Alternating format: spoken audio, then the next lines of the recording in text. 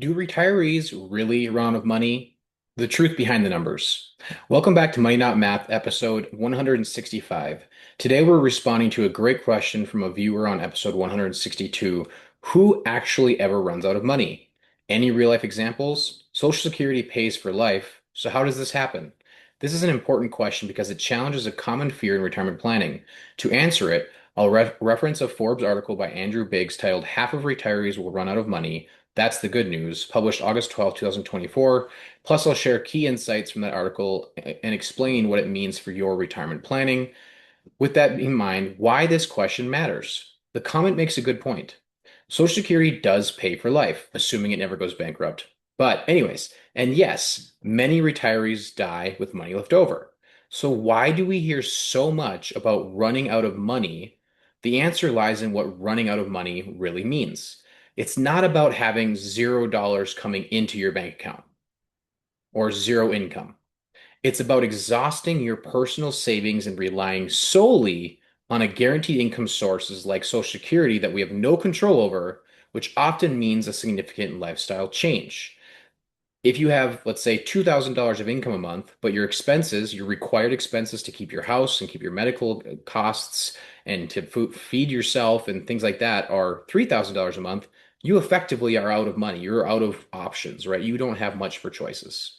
So, according to what Forbes in the article says, what according to Andrew Biggs in Forbes, our new retirement income model shows that about half of retirees will deplete their retirement savings during their lifetime.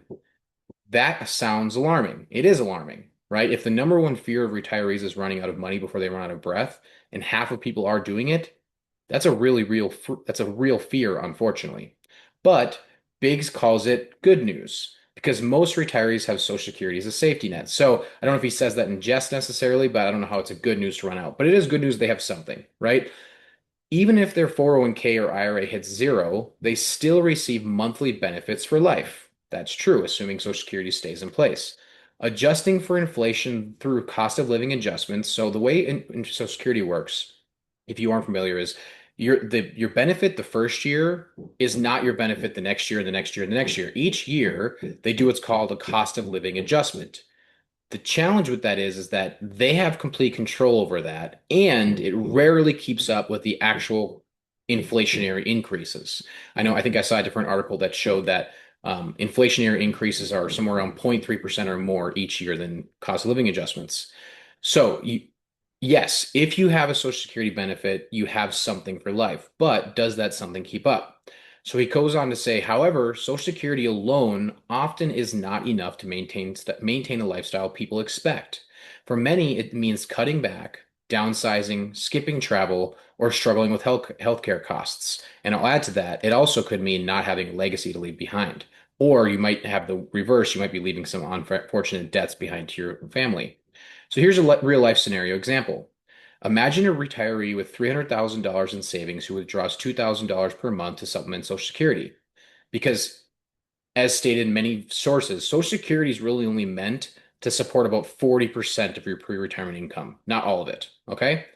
That money could run out in 12 to 15 years, especially if markets underperform early on, the portfolio isn't managed properly, or healthcare costs spike due to unfortunate events. At age 80 or 85, they're living on only Social Security, maybe $1,800 a month. That is not penniless, but it's a big lifestyle change. And if someone starts retirement with no savings, they're already living at that reduced level. So you have to ask yourself, into this YouTube commenter's question, are you out of money? Well, technically you have income, but again, if your income is less than your required expenses, you are effectively out of money and out of choices. Even if you have some going in, you have more going out. So, why some die with more? The comment also mentioned evidence that many retirees die with more money than they started with. That's true for some, especially wealthier households or those who spend conservatively, but averages can be misleading. The median retiree often spends down their savings significantly and half run out completely. So both statements can be true. Some die with more, while many run out. And in fact, the best case scenario and what we're actually trying to do for our clients is have them die with more money than they started retirement with because inflation. The reason why it's so detrimental to be completely dependent on social media is because or sorry, not social media, Social Security is because inflation happens every year. Deflation would be terrible for our society. We're not going to get into that topic, but inflation is naturally going to happen every year, we believe.